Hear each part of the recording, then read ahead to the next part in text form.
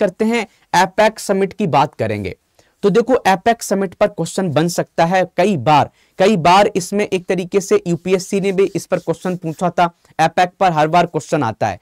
तो APEC summit के ऊपर हम बात करेंगे कि एपेक समिट 2025 जो है वो कहां पर हुआ है, जिसकी फुल फॉर्म हम बात करते हैं कि इसकी फुल फॉर्म क्या है।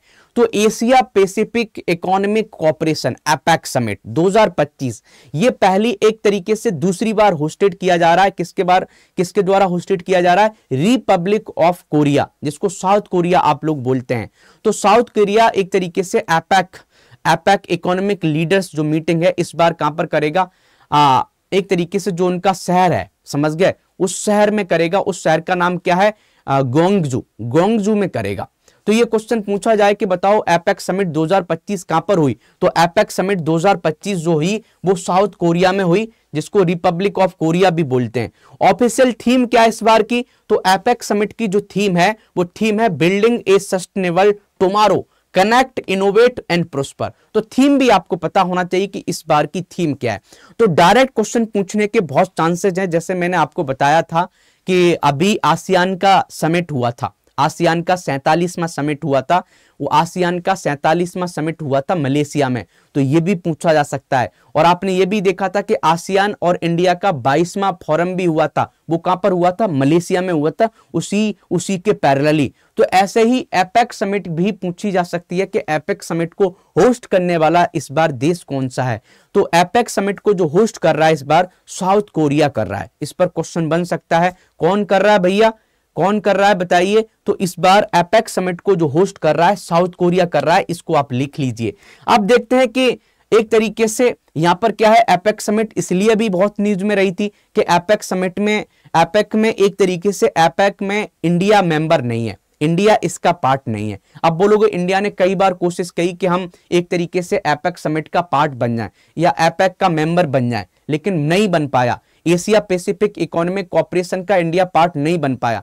क्यों नहीं बन पाया? पहले कोशिश की जा रही थी हम बन जाएंगे, लेकिन बाद में रीजन दे दिया गया कि हम उन्हीं देशों को बनाएंगे जो एक तरीके से पैसिफिक ओशियन को बाउंड्री टच कर रहे हैं, समझ गए। तो इंडिया इसका पार्ट नहीं है। तो एक क्वेश्चन यहां से बन सकता है दीपिका मिश्रा जी, ये बन सकता है कि बताइए कि एशिया पैसिफिक इकोनॉमिक कोऑपरेशन, समझिए इसको एपेक शॉर्ट में बोलते हैं, क्या भारत इसका मेंबर है? तो भारत इसका मेंबर नहीं है। न्यूज में अभी इसलिए ज्यादा था कि एक तरीके से चाइना और यूएसए ने यहां पर एग्रीमेंट किया है कि हम अपने बिजनेस को दोबारा से बढ़ाएंगे। तो ये ऐसा माना जा रहा है कि क्या यूएसए और चाइना क्या एक साथ आ रहे हैं, या ऐसा हो जाता है तो इंडिया के लिए बहुत खतरा हो जाएगा, क्योंकि यूएसए से हमारे अभी रिलेशन अच्छे नहीं है, टैरिफ लगा दिया है। चाइना से तो हमारे वैसे भी रिलेशन अच्छे नहीं रहते हैं, समझ गए। तो ये चीजें क्या है, एक तरीके से जियोपॉलिटिक्स और स्ट्रेटेजिक चीजों से रिलेटेड है, इंटरनेशनल रिलेशन को भी बहुत अच्छे से कवर करता है। चलिए आगे देखते हैं इसमें और क्या आपको नॉलेज पता होना चाहिए। और साउथ कोरिया ऐसा करने वाला, जो इस समिट को करने वाला सेकंड टाइम कर रहा है। इससे पहले एपेक समिट जो इन्होंने होस्ट किया था वो 2005 में किया है। तो आप समझ सकते हो 20 साल बाद दोबारा से साउथ कोरिया एपेक समिट को एक तरीके से होस्ट कर रहा है। इंडिया का रोल देख लेते हैं कि इंडिया जो है, India is not member, India APEC का भाई साहब मेंबर नहीं है। But development from the summit में जो भी काम होते हैं, चाहे वो डिजिटल ट्रेड हो, चाहे इंडो पैसिफिक कोऑपरेशन की बात हो, उसमें इंडिया को हमेशा इंटरेस्ट रहता है कि भाई क्या यहां पर चल रहा है, एपेक समिट में क्या हो रहा है। तो इंडिया के लिए बहुत महत्वपूर्ण है। एपेक जो ऑर्गेनाइजेशन है उसमें जो मीटिंग्स होती हैं, उसमें जो एग्रीमेंट होते हैं, इंडिया उस पर बहुत अच्छे से ध्यान देता है, अच्छे से पूरा कंसंट्रेशन के साथ उस पर ध्यान रखता है कि इसमें क्या एग्रीमेंट हुए। तो अभी देखोगे कि ये जो मीटिंग हुई थी एपेक का, तो उसमें चाइना और यूएसए के रिलेशन दोबारा से अच्छे हुए हैं।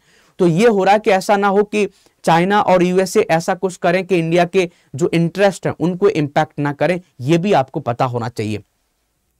और चलते हैं इसके बारे में, एपेक के बारे में देख लेते हैं, इस पर क्वेश्चन बन सकता है, समझ गए। एशिया पैसिफिक जो इकोनॉमिक कोऑपरेशन है, इस पर क्वेश्चन पूछने के बहुत चांसेस हैं। आप 2026 में प्रीलिम्स देने जाते हैं तो इस पर क्वेश्चन कैसे बन सकता है कि बताइए इसकी स्थापना कब हुई, एपेक की स्थापना कब हुई। तो एपेक की जो स्थापना हुई 1989 में हुई, समझ गए। तो यह आप इसलिए हुआ। तो 1989 में एशिया प्रशांत क्षेत्र में बढ़ती आर्थिक परस्पर निर्भरता के जवाब में इसको किया गया। मुख्यालय इसका क्या है, तो आपको यह भी पता होना चाहिए, एशिया पैसिफिक इकोनॉमिक कॉर्पोरेशन का मुख्यालय कहां पर है, सिंगापुर में है। उद्देश्य क्या है कि सदस्य अर्थव्यवस्थाओं में संतुलित बनाएंगे, समावेशी, सतत और नव उन्मेषी और सुरक्षित विकास को बढ़ावा देंगे। एक तरीके से ग्रोथ को बढ़ावा देना है, समझ गए, एक तरीके से इंक्लूसिव ग्रोथ को बढ़ाना है, ये इसका पर्पज है। और भी देख लेते हैं यूनिक फीचर क्या है, तो members are refer to as the economies, जो इसके मेंबर्स हैं वो इकोनॉमीज की तरह देखा जाएगा, नॉट कंट्रीज, समझ गए। To emphasis economic cooperation over political alignment, यहां पर पॉलिटिकल अलाइनमेंट वाली बात नहीं होती है। जो एक तरीके से जो एशिया पैसिफिक इकोनॉमिक कोऑपरेशन बनाया गया है उसका एक तरीके से जो मेन पर्पज है, वो मेन पर्पज ये है कि हम इकोनॉमीज को कैसे ग्रोथ करें, हम अपने ट्रेड को कैसे बढ़ाएं, हम अपने बिजनेस को सस्टेनेबल कैसे बनाएं। तो यहां पर क्वेश्चन बन सकता है, अब देखो यहां पर क्वेश्चन क्या बन सकता है, हम जस्ट रिवीजन करा रहे हैं कि भैया एशिया पैसिफिक इकोनॉमिक कोऑपरेशन कब बना, 1989 में बना।